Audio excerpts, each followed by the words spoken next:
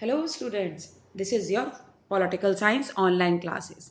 आज जो हम चैप्टर पढ़ रहे हैं वो है fundamental rights, directive principles and duties.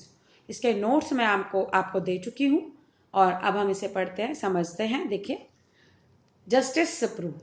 The aim of including fundamental rights in the Constitution is to provide equality, freedom, justice, and security to the citizens. जो हमारे कॉन्स्टिट्यूशन में फंडामेंटल राइट्स को इंक्लूड किया गया है, उसका मेन एम क्या है कि जो सिटीजन्स हैं उनको प्रोवाइड कराना। क्या क्या प्रोवाइड कराना? Equality, freedom, justice and security. Equality, freedom, justice and security, ये प्रोवाइड कराना सिटीजन्स को। ये मेन एम है किसका? फंडामेंटल राइट्स का। और इसीलिए फंडामेंटल राइट्स को कॉन्स्टिट्यूशन के अंदर इंक्लूड किया गया है। Fundamental rights are rights have been provided to the citizens and being essential to the overall development of an individual. They are called fundamental rights. The state cannot interfere in these rights. देखिए, fundamental rights वो ऐसे rights हैं जो कि जो citizens होते हैं, जो इंडिविजुअल होते हैं, इंडिविजुअल का मतलब है प्रत्येक व्यक्ति, है ना, उनके ओवरऑल डेवलपमेंट के लिए बहुत ज़रूरी है। तो इसीलिए ही कॉन्स्टिट्यूशन ने इंडिविजुअल्स को, सिटीजन्स को फंडामेंटल राइट्स दिए, है ना। तो यही फंडामेंटल राइट्स है जिससे कि प्रत्येक जो सिटीजन है या इंडिविजुअल है उसका ओवरऑल डेवलपमेंट हो सके। और जो स्टेट है वो इसके अंदर इंटरफेरेंस नहीं कर सकता, इन राइट्स के बीच में इंटरफेयर नहीं कर सकता। नेक्स्ट जो टॉपिक है, importance of fundamental rights to provide security to every individual. देखिए, इंडिविजुअल का मतलब मैंने आपको बताया प्रत्येक व्यक्ति। देखिए, हर वर्ड का मीनिंग आप समझिए। जब आपको वर्ड का मीनिंग समझ में आएगा तो सेंटेंस अपने आप ही समझ आ जाता है। तो to provide security to every individual, कि हर किसी को, प्रत्येक व्यक्ति को क्या प्रोवाइड कराना? सिक्योरिटी प्रोवाइड कराना। फंडामेंटल राइट्स, FR लिखा है, इसका मीन है fundamental rights. Fundamental rights are the bedrock of the foundation of democracy. जो फंडामेंटल राइट है, बेडरॉक, बेडरॉक का मतलब होता है आधारशिला, है ना। तो फंडामेंटल राइट्स है वो बेडरॉक है। बेडरॉक यानी आधारशिला है किसकी? डेमोक्रेसी की। डेमोक्रेसी की आधारशिला क्या है? बेडरॉक क्या है? Fundamental rights. Through them, the security of the physical, mental and moral development of each citizen is provided. और इसके द्वारा हम हर सिटीजन को, ईच सिटीजन को क्या क्या दे सकते हैं? मॉरल डेवलपमेंट, है ना, किस किस का? Physical, mental and moral development, इसकी हम सिक्योरिटी दे सकते हैं। फंडामेंटल राइट्स के द्वारा हम ईच सिटीजन को physical, mental and moral development की क्या दे सकते हैं? सिक्योरिटी दे सकते हैं। To check and review the government function and power, government के फंक्शन और पावर को चेक भी करती है और रिव्यू भी देती है। दूसरा, the fundamental rights given in the constitution help curb the action of the executive and legislature. देखिए, फंडामेंटल राइट्स जो हैं, है ना, जो कि कॉन्स्टिट्यूशन ने दिए हैं, वो क्या करती है? एग्जीक्यूटिव और लेजिस्लेचर, इन दोनों के एक्शन के ऊपर क्या रखती है? कर्ब यानी कि अंकुश रखती है। CURB, कर्ब यानी कि अंकुश रखती है। किसके ऊपर? किसके एक्शन पे? एग्जीक्यूटिव और लेजिस्लेचर के एक्शन के ऊपर अंकुश रखती है, कर्ब, है ना। They provide security from the power of the rights of the government and the dictatorship of the majority. और ये प्रोवाइड करती है, प्रोवाइड कराती है क्या? सिक्योरिटी। अब ऐसी किससे सिक्योरिटी प्रोवाइड कराती है? देखिए, जो power of the right of the government, government की जो पावर है ना, राइट्स की जो पावर है उससे, और जो डिक्टेटरशिप है, जो मेजोरिटी है जिस पार्टी की, वो उसकी जो डिक्टेटरशिप है उससे भी हमें सिक्योरिटी देती है कि अगर जो जिस पार्टी की मेजोरिटी है अगर वो डिक्टेटर बन जाता है, डिक्टेटर, है ना, तो उससे भी हमें बचाती है। The state cannot enact a law that denies these fundamental rights or reduce them.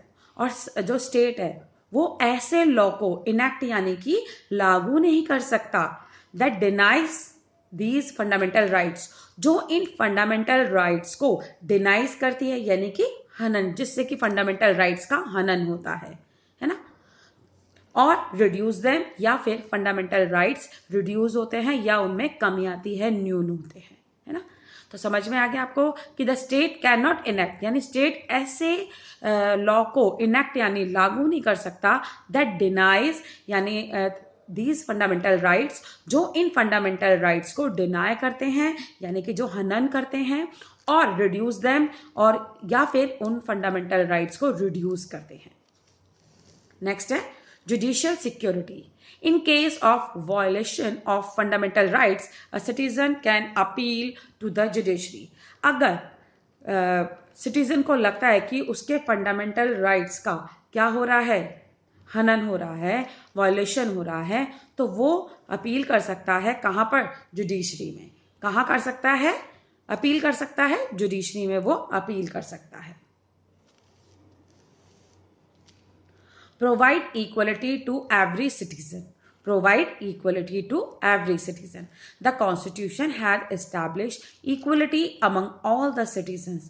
जो Constitution है उसने सभी citizens में establish equality को establish करने के लिए उसने fundamental rights दिए हैं citizens को. All the privileges have been abolished. देखिए जो privilege का मतलब होता है विशेषाधिकार, है ना। तो ऑल द प्रिविलेजेस उन्हें क्या कर दिया गया है, एबॉलिश कर दिया गया है, उन्हें समाप्त कर दिया गया है, विशेषाधिकार समाप्त कर दिए गए हैं।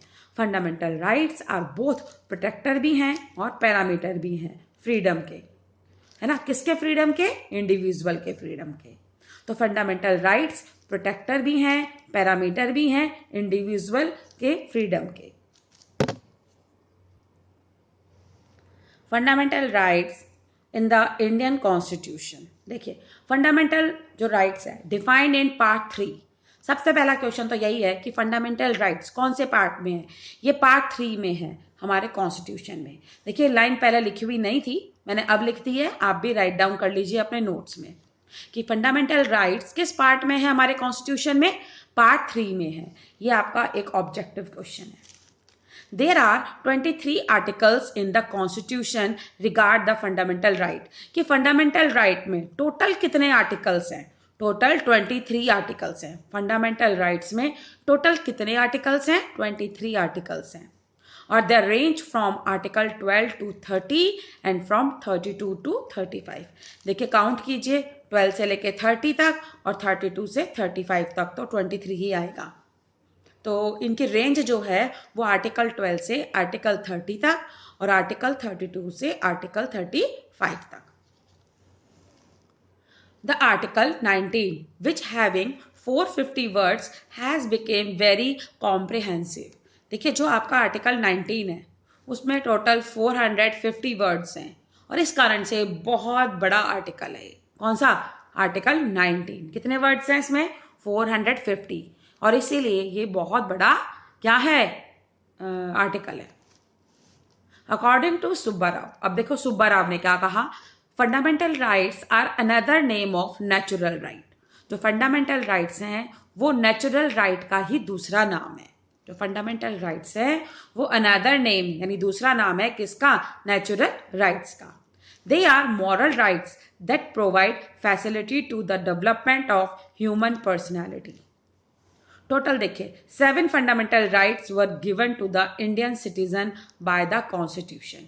कि हमारे कॉन्स्टिट्यूशन ने, ये वेरी वेरी इंपॉर्टेंट क्वेश्चन, कि कॉन्स्टिट्यूशन ने कितने फंडामेंटल राइट्स आपको दिए थे पे जा रही हूं मैं, इस वर्ड को याद रखना, वर, ठीक है। यानी जब कॉन्स्टिट्यूशन बना था तो कितने फंडामेंटल राइट्स थे, 7 फंडामेंटल राइट थे, है ना। But right of property was removed, लेकिन बाद में जो प्रॉपर्टी का जो राइट था वो रिमूव्ड हो गया यानी हटा दिया गया। अब वो कौन से कॉन्स्टिट्यूशनल अमेंडमेंट से हटाया, 44 अमेंडमेंट हुआ था, उसके द्वारा इस राइट ऑफ प्रॉपर्टी को, आर्टिकल को हटा दिया गया। अब 44 अमेंडमेंट कब हुआ था, इसको ईयर को याद करना है, तो बहुत इजी है ईयर याद करना आपके लिए। 4 और 4 को प्लस कीजिए, क्या आता है 8, बस 1978। 4 और 4 को प्लस कीजिए, क्या आता है 8, 1978। यानी 44 जो अमेंडमेंट हुआ था वो 1978 में हुआ था। एंड जो आपका प्रॉपर्टी वाला राइट था ना, इट हैज बीन शिफ्टेड, इसे शिफ्ट कर दिया गया टू डायरेक्टिव प्रिंसिपल में, और इसे बना दिया गया है एक लीगल राइट। क्या बना दिया गया है, लीगल राइट। और उसका आर्टिकल जो था वो था 300A। ओके, वापस देखिए, जो आपका एक प्रॉपर्टी का जो राइट था उसे रिमूव कर दिया गया। कौन से आर्टिकल से इसको रिमूव किया, by the article, by the amendment 44। और 44 जो अमेंडमेंट था वो कब हुआ था, 4 और 4 को ऐड कीजिए 8, 1978 में। और इस जो प्रॉपर्टी वाला जो राइट था इसे शिफ्ट कर दिया गया कहाँ पर, डायरेक्टिव प्रिंसिपल में, और इसे एक लीगल राइट बना दिया गया 300A के अंदर। Okay, thank you.